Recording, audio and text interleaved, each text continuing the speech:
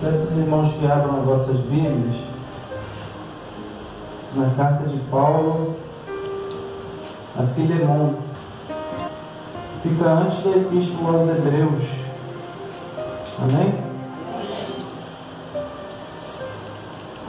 Paulo, prisioneiro de Jesus Cristo, e o irmão Timóteo, ao amado Filemon, nosso cooperador, e a nossa irmã Áfia e a Arquipo, nosso companheiro, e a igreja que está em tua casa. Graça a vós e paz da parte de Deus, nosso Pai, e da do Senhor Jesus Cristo.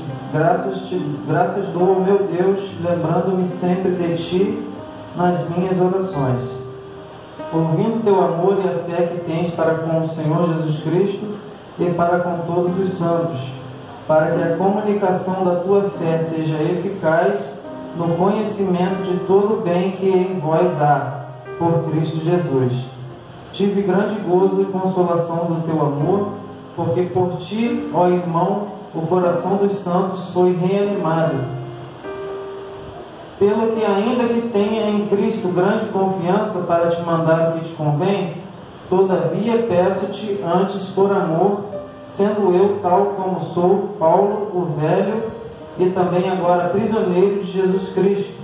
Peço-te por meu filho Onésimo, que gerei nas minhas prisões, o qual, noutro tempo, te foi inútil, mas agora a ti e a mim muito útil. Eu te tornei a enviar, e tu torna a recebê-lo como ao meu coração. Eu bem o quisera conservar comigo, para que por ti me servisse nas prisões do Evangelho. Mas nada quis fazer sem o teu parecer, para que o teu benefício não fosse como por força, mas voluntário. Porque bem pode ser que ele se tenha separado de ti por algum tempo, para que o retivesses para sempre. Não já como servo, antes mais do que servo, como irmão amado, particularmente de mim, e quanto mais de ti, assim na carne como no Senhor. Assim, pois, se me tens por companheiro, recebe-o como a mim mesmo. E se te fez algum dano, ou te deve alguma coisa, põe isso na minha conta. Eu, Paulo, de minha própria mão o escrevi, eu o pagarei, para te não dizer que ainda mesmo a ti próprio a mim te deves. Sim, irmão, eu me regozijarei de ti no Senhor. Reanima meu coração no Senhor. Escrevi-te confiado na tua obediência, sabendo que ainda farás mais do que digo. Amém? Somente até aqui. Poder se sentar. A mensagem que o Senhor colocou no meu coração nesta noite fala sobre a redenção, sob a ótica da carta de Paulo a Filemon. Essa carta não é uma das mais conhecidas, pouca gente sabe tão bem a respeito desses assuntos que são tratados aqui, dos personagens que fazem parte desta carta. O principal é o apóstolo Paulo, e nós sabemos que o apóstolo Paulo, ao escrever esta carta, ele já está na sua primeira prisão em Roma, e onde ele ficou numa prisão domiciliar por cerca de 2 anos. E a história de Paulo nós conhecemos pelo menos um pouco. Sabemos que Paulo ele perseguia a igreja cristã. Paulo perseguia os cristãos, aqueles que pregavam a palavra de Deus, aqueles que não pregavam, mas aqueles que viviam o reino de Deus, aqueles que aceitaram Jesus Cristo como seu único e suficiente Salvador. A palavra de Deus nos diz que Paulo ele perseguia, Paulo ele escorraçava, Paulo ele fazia essas pessoas blasfemarem o nome do Senhor Jesus Cristo. E a palavra de Deus diz que o Senhor Jesus, certa feita, quando Paulo ia para Damasco a fim de levar algumas cartas de prisão para alguns crentes, alguns cristãos, a palavra de Deus nos diz que Paulo ele é surpreendido pelo próprio Senhor Jesus Cristo. E a palavra de Deus nos diz que ele tem um encontro com o Senhor Jesus Cristo. O próprio Jesus aparece para ele a caminho de Damasco e pergunta: Saulo, Saulo, por que me persegues? E a palavra de Deus nos deixa claro que aquele que persegue a igreja do Senhor está perseguindo o próprio Senhor da igreja. Então Paulo ele é surpreendido pelo Senhor Jesus Cristo, e ali ele já não é mais um perseguidor, porque a palavra de Deus nos diz que ele fala: Senhor, quem és tu, Senhor? E Jesus Cristo vai e se dirige a ele dizendo: eu sou Jesus Cristo a quem tu persegues. Dura coisa é para você recalcitrar contra os aguilhões. E a palavra de Deus nos faz entender então que a partir daquele momento, o maior perseguidor da igreja cristã agora é o maior propagador do Evangelho de Cristo Jesus. E a palavra de Deus continua nos dizendo que Paulo ele começa a pregar em Damasco, começa a pregar ali naquela cidade para onde ele estava indo para buscar os cristãos, para prendê-los, para matá-los. Ali ele começa a pregar o Evangelho de Jesus Cristo. E as pessoas estranham o fato de Paulo estar ali naquele lugar. Há pouco tempo atrás ele estava ali para incriminar os cristãos, para prendê-los. Agora Paulo está ali pregando o Evangelho de Cristo Jesus. Isso nos faz entender que ninguém é uma causa perdida nas mãos do Senhor. Ninguém pode ser considerado uma causa perdida nas mãos do Todo-Poderoso. E Paulo ele começa a pregar em Damasco, e a Bíblia nos diz que ele não vai ficar muito tempo. Algum tempo depois ele vai se dirigir às regiões da Arábia, onde ele vai ficar por cerca de 3 anos. E Hernandes Dias Lopes costuma dizer que nesse tempo que ele ficou na Arábia, ele fez um intensivo com Jesus Cristo. Ele fez um intensivo como se fosse o mesmo tempo que os apóstolos estiveram com o Senhor Jesus Cristo. Paulo ele vai para a Arábia para poder ficar também esses mesmos 3 anos. Por isso que Paulo ele faz questão de assumir o seu apostolado, porque naquela época um apóstolo ele deveria ter andado com Jesus Cristo. E Paulo, pelo fato dele ter ficado esse tempo, esse período na Arábia, ele pode outorgar para si o título de apóstolo, porque ele esteve com Jesus durante aquele mesmo tempo em que os seus discípulos estiveram. E a palavra de Deus nos diz que depois desses 3 anos, Paulo ele vai voltar para Damasco, a cidade de onde ele iniciou o seu ministério, podemos dizer assim. E Paulo ele vai começar a pregar ali a palavra de Deus, e ele não vai ser bem recebido. A palavra de Deus nos diz que ele vai ter que fugir de Damasco, e fugir de uma forma humilhante, dentro de um cesto, descer o muro abaixo da cidade de Damasco. E a palavra de Deus nos diz que depois desse fato, Paulo ele se dirige para Jerusalém, pensando talvez que pudesse agora ser reconhecido como um homem de Deus, como servo de Deus. Mas a Bíblia nos diz que quando Paulo chega lá, os apóstolos de Jesus Cristo, os discípulos, duvidam da sua conversão, duvidam de que realmente ele havia sido convertido, porque algum tempo atrás aquele Paulo ele estava prendendo os cristãos, ele estava tentando fazer de tudo para destruir o reino de Deus na terra. E Barnabé ele vai e defende Paulo, faz com que os outros apóstolos tentem entender que ele de fato estava convertido, mas a palavra de Deus diz que ainda assim ele não conseguiu ser ouvido em Jerusalém. E a palavra de Deus nos diz que Paulo ele entrava e saía e conversava com os helênicos, com os gregos, expunha a palavra de Deus de maneira esforçada, de maneira contundente, mas mesmo assim eles não ouviram. Quem sabe Paulo estava se sentindo muito capacitado para fazer aquilo. Quem sabe Paulo, por ter passado 3 anos na Arábia, se achava capaz o suficiente de poder pregar o Evangelho. Mas a capacitação, ela não é aquilo que nós pensamos ser. A capacitação é uma coisa que Deus nos dá. E não cabe a nós querermos gravar daquilo que Deus nos dá. Não cabe a nós querermos gloriar daquilo que foi Deus que nos deu. Aí a palavra de Deus nos diz que Paulo ele não vai sair de Jerusalém, muito pelo contrário, ele vai ser removido de Jerusalém pelos próprios apóstolos de Jesus Cristo. E a palavra de Deus nos diz que ainda é pior para Paulo, porque quando ele sai de Jerusalém, a igreja tem paz. É interessante notar que quando Paulo sai de Jerusalém, a igreja passa a ter paz, a igreja passa a prosperar. E Hernandes Dias Lopes ele deixa claro que Paulo até aquele momento estava pensando que as coisas dependiam dele, mas nada depende de nós, tudo depende de Deus. E a Bíblia nos diz que Paulo ele vai sair de Jerusalém, ou melhor, ele vai ser expulso de Jerusalém, e ele vai voltar para as regiões de onde ele nasceu, Tarso da Cilícia. A palavra de Deus nos diz que Paulo ele vai voltar para o seu lugar de origem, como quem faz a gente entender assim que se você se gloriou, agora eu vou mostrar que você não é nada, você vai voltar às suas origens e lá o processo vai ter que recomeçar. E Paulo ele vai ficar cerca de 10 anos lá na cidade onde ele nasceu. E após esse período de 10 anos, a Bíblia nos diz que Barnabé vai se lembrar de Paulo e vai trazê-lo para Antioquia.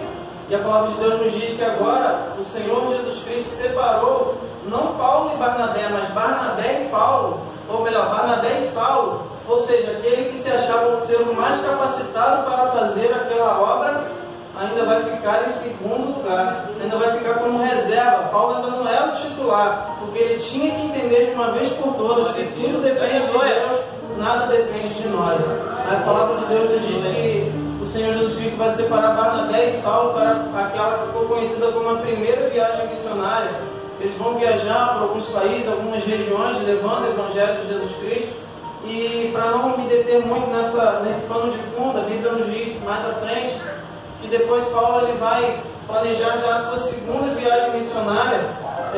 Só que Barnabé ele vai querer levar João Marcos, mas na primeira viagem missionária a palavra de Deus nos diz que João Marcos abandonou a Paulo e a Barnabé. E aquele que abandonou a Paulo e a Barnabé, agora Paulo ele não quer mais levá-lo consigo. E a palavra de Deus nos diz que houve uma tamanha desavença entre Paulo e Barnabé que foi necessário que eles se separassem. E o inimigo talvez possa ter pensado que destruiu os projetos de Deus, mas ao invés de agora ter uma caravana, agora nós temos duas caravanas para pregar o Evangelho de Deus. Porque se Saulo e Barnabé se separaram, Saulo foi para um canto e Barnabé foi para o outro. Mas o Evangelho de Jesus Cristo não pode parar de ser anunciado. O Evangelho de Jesus Cristo não pode parar de ser pregado. O Evangelho de Jesus Cristo não pode parar de ser anunciado às pessoas. E a palavra de Deus nos diz que agora eles iniciam, ou melhor, Paulo inicia a sua segunda viagem missionária, não ao lado de Barnabé, mas agora ao lado de Silas ou Silvano. Eles vão para algumas regiões pregar o Evangelho de Jesus Cristo, mas o que me chama muita atenção é que Paulo, ele chega nas regiões ali da Macedônia e ele vê um varão o convidando para que ele viesse para aquele lado pregar o Evangelho. E graças a Deus o Evangelho, através dessa decisão, dessa estratégia do Espírito Santo, o Evangelho pôde alcançar as regiões ocidentais, porque o Evangelho estava tendendo mais para a Ásia, mais para as regiões orientais, e o Espírito Santo de Deus, sabedor de tudo, fez com que a viagem de Paulo se tornasse uma oportunidade para que o Ocidente conhecesse Jesus Cristo. E a palavra de Deus continua nos dizendo que mais à frente Paulo vai fazer a sua terceira viagem missionária. E nessa terceira viagem missionária ele vai passar uma boa parte do tempo na região de Éfeso, onde ele vai escrever algumas cartas. E depois desse período, Paulo ele vai passar por muitas situações, muitas dificuldades, até que em certo momento ele vai ser preso em Jerusalém. E depois de ser preso em Jerusalém, a palavra de Deus nos diz que ele foi transferido para Cesareia, e depois ele foi colocado de frente com Félix, o governador, e depois Festo também, outro governador. E a palavra de Deus nos diz que Paulo, no momento em que ele ia ser julgado, ele apelou para César, e foi necessário que Paulo fosse fazer uma viagem para Roma. Só que a palavra de Deus nos diz que nessa viagem acontece um naufrágio, e todos eles que estavam no barco vão dar numa ilha chamada Ilha de Malta, onde nós sabemos que Paulo ele primeiro foi considerado como um deus, porque ele foi picado por uma cobra, ou melhor, primeiro foi considerado como um homicida, porque foi picado por uma cobra, e depois que o veneno da cobra não fez efeito algum, ele foi considerado um deus, e o povo daquela cidade ali muito se admirou por aquelas pessoas, e Paulo, a palavra de Deus nos diz que Paulo ora por muitos deles e cura muitos deles, muitas daquelas pessoas daquela cidade, daquela ilha de Malta. Mas a palavra de Deus nos diz que depois desse período, depois do inverno, Paulo ele vai ser levado para Roma, onde ele vai ficar preso na sua prisão domiciliar e onde ele vai escrever a carta a Filemão. Tudo isso foi para que nós pudéssemos nos situar na história. Agora, a palavra de Deus nos diz que Filemão, ou melhor, dá a entender que Filemão ele era um senhor de escravos. Filemão ele possuía alguns escravos sob seu comando, e um deles era Onésimo. A palavra Onésimo significa útil, aquele que serve para alguma coisa. E a palavra de Deus nos diz que Onésimo ele vai fugir da casa do seu senhor. Onésimo ele vai fugir da casa do seu senhor Filemão, e nos dá a entender também que além de fugir, ele vai furtar alguma coisa, algum valor, algum dinheiro, e vai justamente para Roma, um local onde ele podia facilmente ficar no anonimato, porque Roma tinha uma população muito grande. Então, fugindo para Roma, Onésimo estaria salvo. Só que quando o Senhor Jesus Cristo quer nos encontrar, não adianta para onde nós vamos, porque Ele vai ao nosso encontro. Assim como Ele foi ao encontro de Paulo a caminho de Damasco, a palavra de Deus nos diz que Onésimo ele vai se encontrar com Paulo, mas vai nos fazer entender que Deus o encontrou ali em Roma, naquele lugar. E a palavra de Deus nos diz que Paulo ele vai evangelizar. Ou melhor, Paulo vai nos fazer entender que Paulo ele vai evangelizar Onésimo, porque Paulo nos diz que Onésimo foi gerado nas prisões, e esse mesmo Filemão que era senhor de Onésimo, a palavra de Deus nos diz que também fora evangelizado por Paulo. Ou seja, no reino de Deus não existe coincidência, existe Deus. Deus que faz todas as coisas se encaixarem, todas as coisas terem um encaixe perfeito, porque Onésimo saiu de lá de Colosso, da casa de Filemão, para Roma, a fim de ficar no anonimato. Só que o Espírito Santo de Deus o encontrou lá onde ele estava. O Espírito Santo de Deus nos encontra aonde nós estivermos. Não tem para onde fugir. O salmista nos diz: para onde me irei da tua presença? Se eu subir ao alto, ali o Senhor está. Se eu descer às regiões do abismo, o Senhor também está ali. Antes que haja uma só palavra na minha boca, eis que o Senhor tudo sabe. E a palavra de Deus nos diz que Onésimo, ou melhor, a palavra de Deus nos faz entender que Onésimo, ele se tornou uma pessoa inútil. Lembra que eu disse que o nome dele significava útil? Mas Onésimo ele vai fugir da casa do seu senhor e agora ele vai se tornar inútil. Eu tenho algumas considerações a respeito das características de Onésimo antes de ser convertido. Onésimo ele era um escravo. E trazendo para nossas vidas, antes de nós conhecermos Jesus Cristo, nós éramos escravos do pecado. Nós éramos escravos das concupiscências. Nós éramos escravos de tudo aquilo que não faz parte do reino de Deus.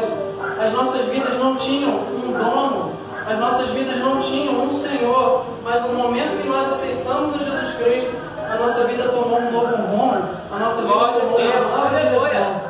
E a segunda característica de Onésimo, antes da sua conversão, como já tinha dito, ele era um inútil. O pecado nos faz tornarmos pessoas inúteis para o reino de Deus. Porque se tem uma coisa que nos afasta de Deus, é o pecado. Se tem uma coisa que nos separa de Deus, é o pecado. Então Onésimo ele vai se tornar uma pessoa inútil, um escravo inútil. E o escravo ele era conhecido como uma pessoa boa de serviço, uma pessoa boa para a obra, só que ele se torna um inútil. E a terceira característica de Onésimo antes de ser convertido, ele era um ladrão, porque ele roubou o seu Senhor. Ele roubou o seu Senhor. E quantas vezes nós, desculpa a expressão, somos ladrões porque roubamos as coisas do Senhor, roubamos o tempo que deveríamos oferecer para Deus, roubamos tudo o que nós poderíamos oferecer para Deus e tomamos para nós. E a palavra de Deus nos diz também que ele era um fugitivo. Ou seja, ele vai fugir da casa do seu Senhor. Isso me faz lembrar do filho pródigo. Ele tinha de tudo. Ele tinha tudo do bom e do melhor, mas ele pensou na sua herança. Ele só pensou no dinheiro, ele só pensou nas coisas materiais. Ele fugiu da casa do seu pai. E muitos de nós, quando andávamos no mundo, fugimos da presença de Deus, fugimos da casa do nosso pai e andamos errantes pelo mundo. E Hernandes Dias Lopes ele costuma dizer que pródigo ele tinha 4 aspectos. O primeiro aspecto, quando ele estava na casa do seu pai, ele era feliz e não sabia. O segundo aspecto é quando ele saiu da casa do seu pai, ele era infeliz e não sabia. O segundo aspecto é quando ele estava lá junto aos corpos, ele era infeliz e sabia. Sabia que era infeliz. E o quarto é quando ele volta para o seu pai, ele era feliz e sabia agora. Quando nós voltamos para Deus, Deus não vira as costas para nós, Deus nos recebe de braços abertos. Nós podemos recomeçar de onde paramos. Louvado seja o nome do Senhor. E agora sim, após a sua conversão, Onésimo agora vai apresentar outras características. Assim como nós, quando aceitamos a Jesus Cristo, adquirimos outras características. De escravo, agora Onésimo vai se tornar um filho e um irmão amado. Paulo vai fazer menção dele no verso 10, dizendo: solicito-te em favor do meu filho Onésimo, que gerei entre algemas. Agora Onésimo não é mais um ladrão, agora Onésimo não é mais um escravo, agora Onésimo é um irmão amado. Quando nós aceitamos Jesus Cristo, o inimigo não tem mais direito de nos chamar de culpados, o inimigo não tem mais o direito de nos julgar, não tem mais o direito de nos apontar, porque nós somos lavados e remidos pelo sangue do Senhor Jesus Cristo. Segunda característica, depois que ele aceita Jesus, de inútil, ele passa a ser útil. Há uma curiosidade, como eu já falei, o nome de Onésimo no grego, na língua original, significa útil.